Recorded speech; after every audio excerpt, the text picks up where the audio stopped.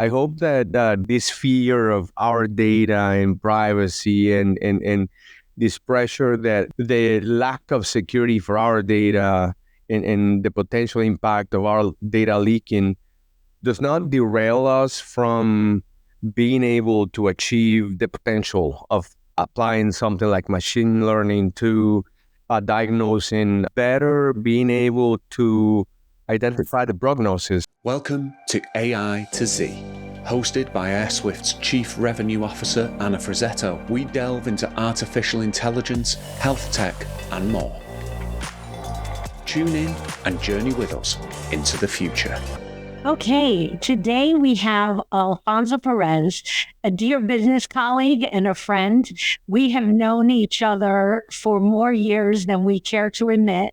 But I have watched Alfonso excel as an entrepreneur, tech leader for the last 2 decades, ranging from you've had roles as CIO, CTO, managing partner, co-founder of several startups. So welcome to the podcast, Alfonso. Thanks, Hannah. What a pleasure being here, and thanks for the invite. Excellent. So I figured, why don't we just jump in and kind of get started? Obviously, the name of the podcast is AI to Z. So I figured I'd start with a question around AI. We all hear about AI revolutionizing healthcare. So let's delve a little deeper. What are some specific ways that AI is currently improving patient care? Yeah, there's a lot of conversations out there about what AI can do for us, is doing for us. I don't know that the commercial application, the real application, is as mature as some of us believe it to be. But there's leading care organizations that are that are putting it to practical applications. Mayo Clinic is a great example. Mayo Clinic is usually ahead in technology and applying technology to these to the care space, and they have done interesting things with diagnosing and even predicting prognosis of their patients in spaces like cancer, for instance. I think the combination of what we can do with machine learning, for instance, and the data that we have available for patients, and now adding the genome and the ability for us to understand metabolism, as well as so how the drugs react or how effective they are within a specific person, because all of us metabolize drugs differently. So when you combine medical history with genetic information, with the ability to process that data and come up with predictions with more accurate diagnosis, then the least you should have is hope that we're going to be much more effective in early diagnosis of some conditions that can be treated early that will change the outcomes. For me, that's a very important topic, very very important space, and I hope that the incentives are put in the right place, and that this fear of our data and privacy and this pressure that hackers and that the lack of security for our data and the potential impact of our data leaking does not derail us from being able to achieve the potential of applying something like machine learning to diagnosing and better being able to identify the prognosis and better and create drugs that are more specific to the needs of the patient, and being able to prescribe those to the right patient. So, for instance, simple example is a painkiller.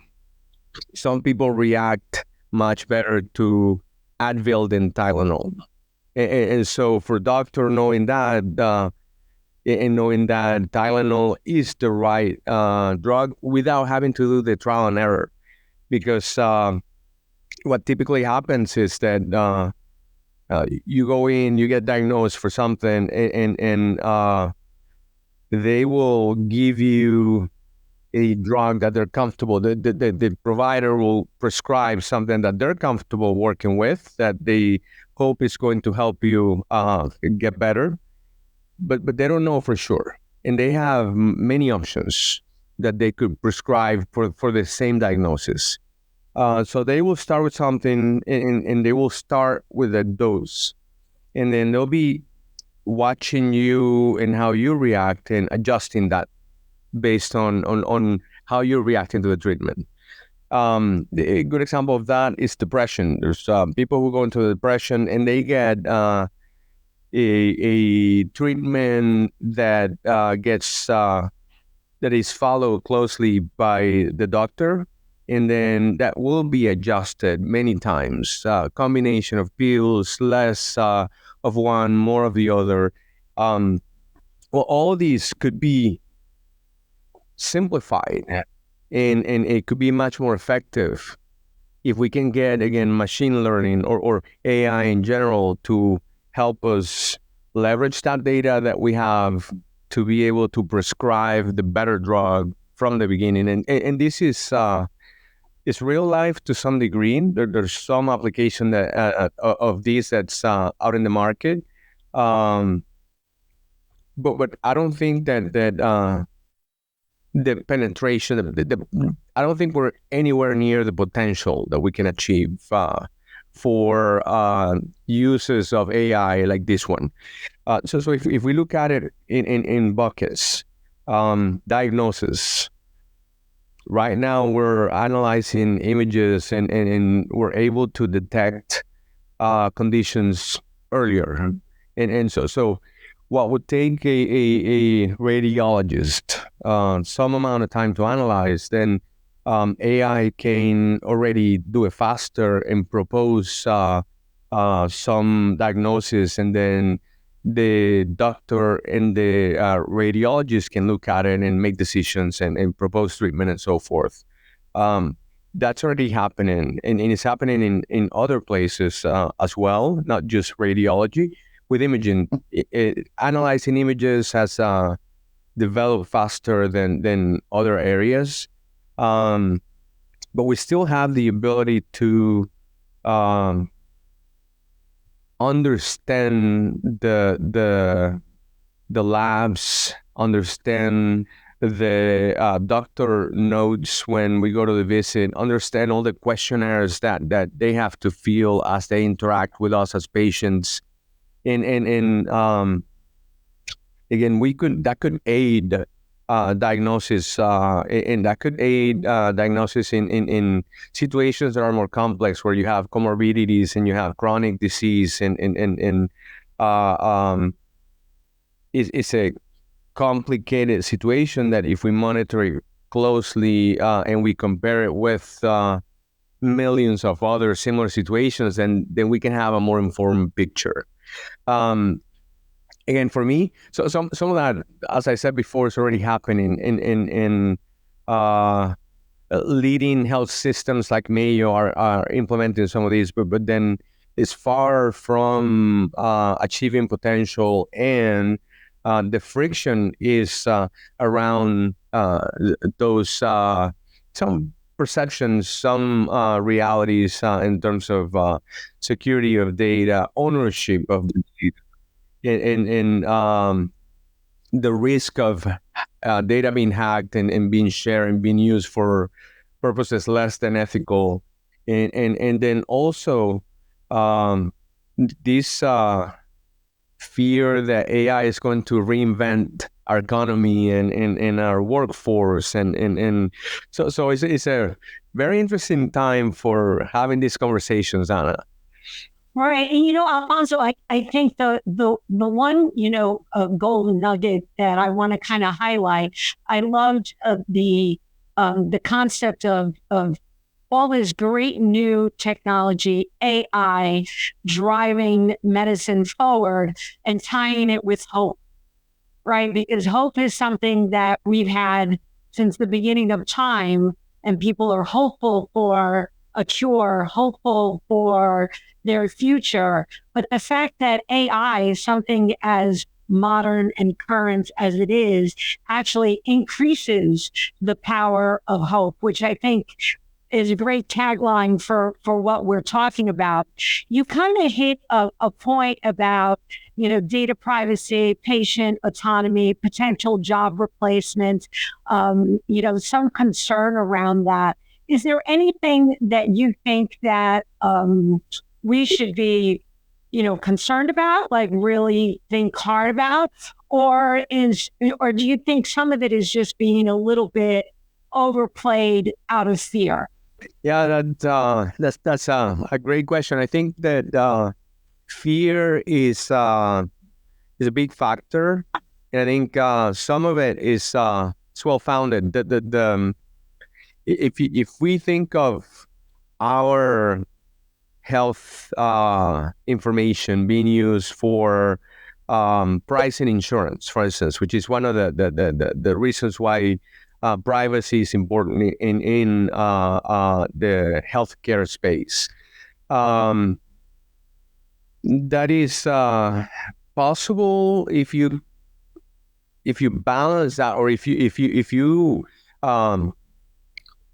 outweigh that with the potential benefit of how we can accelerate cure, how we can accelerate drug development, how can we simplify diagnosis and prognosis, then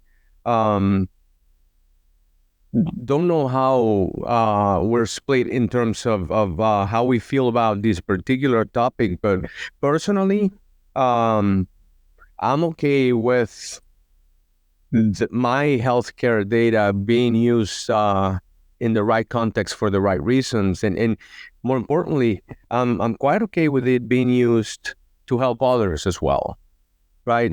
So because the one of the things that I think is important to understand in this context is that within the model, the algorithm is important, and there's a lot of intelligence and research and science that goes into developing the algorithm.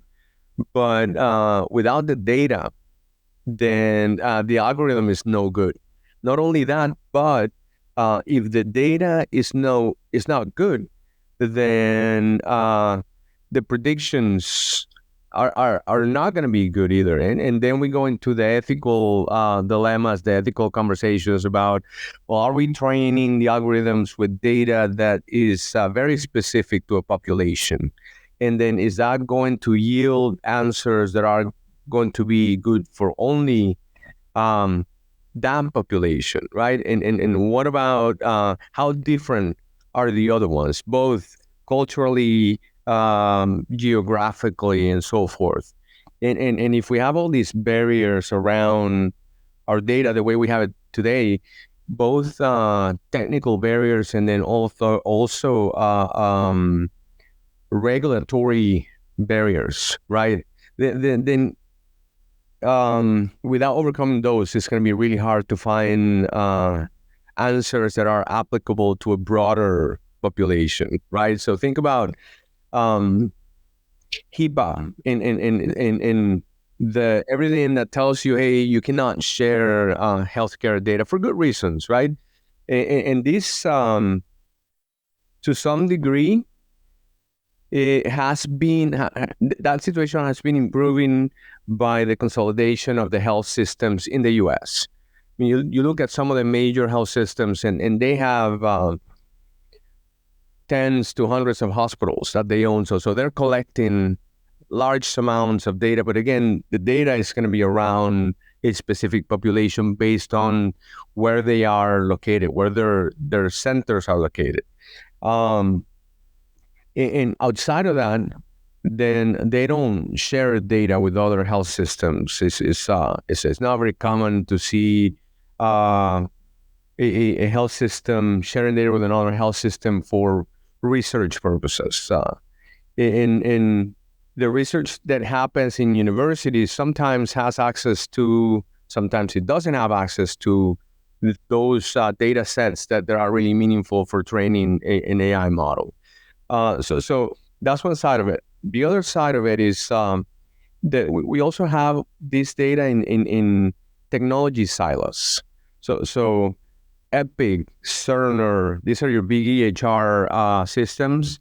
And then you have medical records, incredible amounts of very meaningful information in Epic that doesn't necessarily talk to, without building a lot of infrastructure, it doesn't talk to other systems, even in the same healthcare system, to be able to, again, complete the picture, because to be able to get to meaningful predictions and to be able to get to meaningful use of AI, it's going to be about the data now. It's not going to be as much about the algorithm.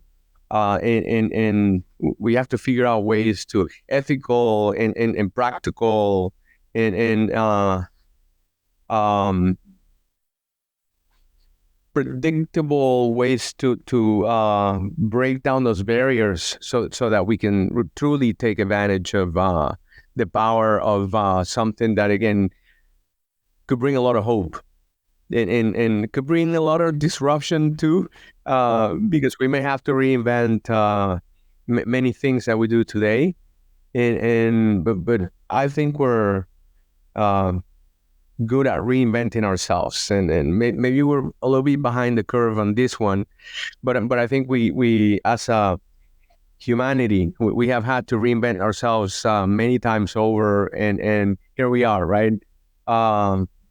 So interesting situation, interesting ethical dilemmas, and unfortunate use of fear to influence some of these conversations. But I think that the opportunity and the potential is so large that we are going to figure out how to overcome all those challenges, and then it becomes a question of how smart are we going to be in reinventing ourselves, reinventing the way we do grow our workforce, educate our workforce, or how do we make use of the technology to improve the performance of the workforce instead of replacing it altogether. And if we're going to replace it, then how do we, what is the right way to manage that displacement? How do we enable people to get other jobs, or how do we make sure that there's no meaningful financial hardship that comes out of this use of technology to improve efficiencies? And because now we're not talking about making less profit or more profit. This conversation is not about profit. It's about it does have some component of profit, of course, and efficiencies. But the conversation is about can we cure more people? Can we? One I like the most is can we detect developing conditions when they're treatable still before we get to chronic disease? And do we reinvent ourselves a couple of times so that we can achieve that? I think the answer is yes. And the next question is how.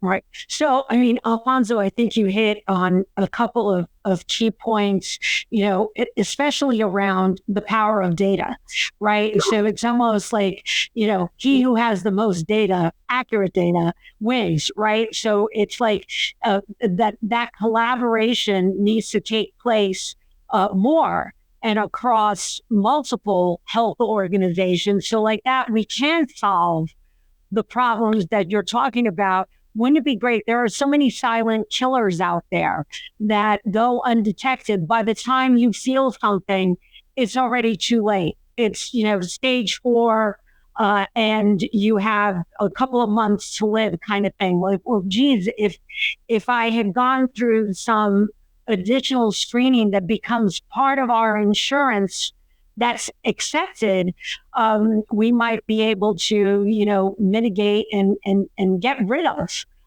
some of these, horrible diseases. So it's definitely a subject that I'm very, very passionate about. Alfonso, I'm going to change course a little bit, right? Because we're both like techie nerds here. What about the cases where tech is blamed for service delivery? And you and I just recently had this conversation about Amazon shutting down their stores. So the tech is too hard, or it can't be trained to deliver what was needed, and that was the reason behind it. So of course, our reaction is, it's not the tech's fault. It's definitely not that. So please share your thoughts on that. Yeah, that's the Amazon case is very close to me because we I don't know if you remember Shop Perception, but Yeah. I founded a company with a couple other people that to do market research inside the stores, and this was before Amazon Go, and this was early in the days of computer vision, and essentially we were trying to improve the path to purchase. So figuring out what's the right combination of products on the shelf to maximize the experience for the shopper, and I have to say that we had our share of, they were not in India, and they were not as many as Amazon, but we had our share of training the algorithms because the technology was not good enough.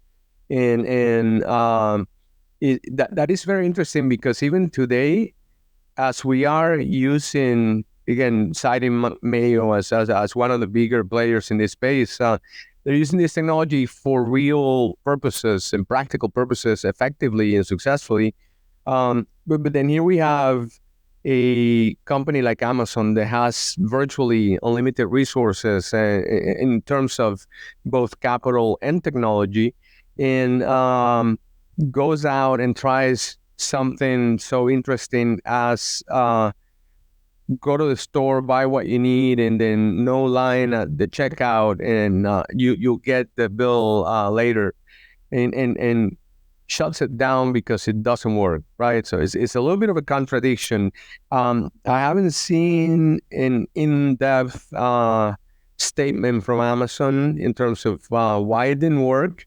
I have to say that again, that kind of computer vision is it's a little bit more complicated. There's a lot of noise in the environment, and you cannot control the variables. An MRI machine is very contained, right? And X-rays are very contained. But then when you're in a store, there's everything from the light reflecting in the wrong direction, or your watch reflecting some light from somewhere else that throws the sensors off, and that it plays with the data in a way in which the machine doesn't know how to make the decision anymore. And so, again, very curious about what really happened behind the scenes and why they would kill something so innovative. And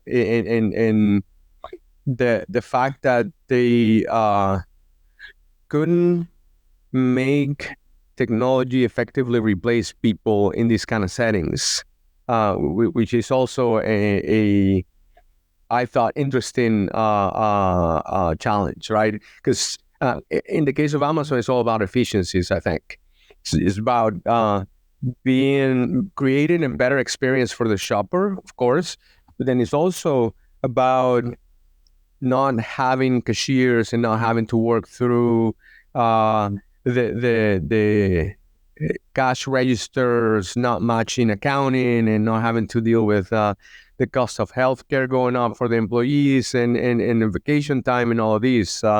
And seeing it go for as many years as it went. It was if I remember correctly, at least 5 years, and then having it shut down after 5 years is a little bit disappointing, but very interesting. What can we learn from it, and does it play again into this fear factor in terms of how it influences the perception of people about AI and the applicability and the practicality of using AI in some of these settings? And based on what you know, then and what you know specifically about Amazon, what they were doing, the sensors they were using, the limitations of those sensors, the limitation of the technology, then your fear factor or the impact of that fear factor is gonna vary, right?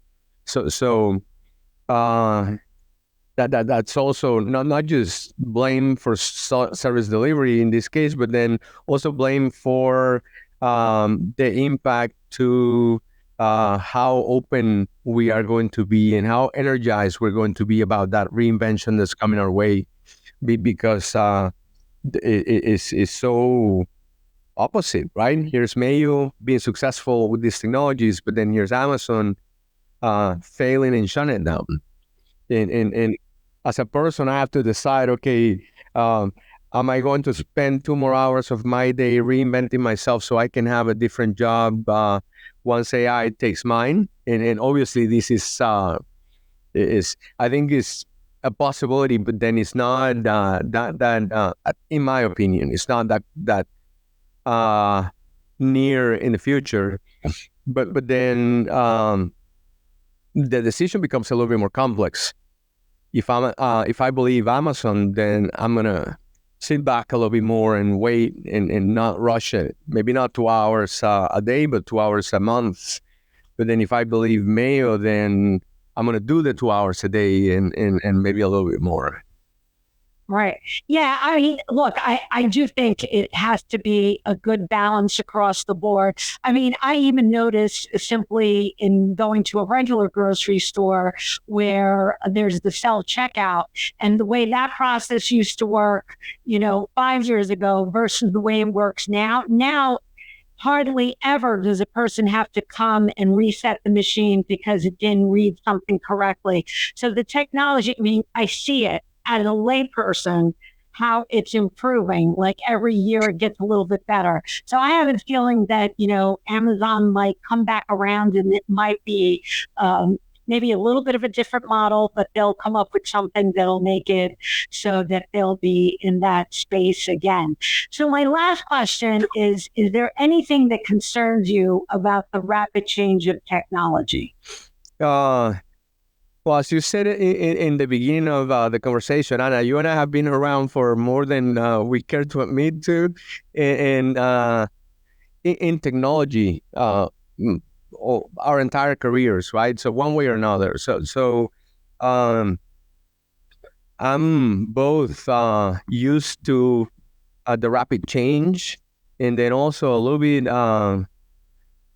Maybe a little bit addicted to it. I love change for the right reasons, right? Not just change for the sake of change, but change for the right reasons. And once again, if we can improve diagnosis and prognosis and medication, then that to me that's more than enough motivation to get on the bandwagon and push as hard as possible. But then. That's us, and there's I think of my parents who are still alive and are in their late years, and how that is going to impact them. And then I think about kids, and I think about people in other countries that they have other lifestyles, and I think that what concerns me is that the impact is going to be different for many. Well, two things. First of all, I think it's going to impact many more people than last time we improved processing speed tenfold. This is a real change, I think.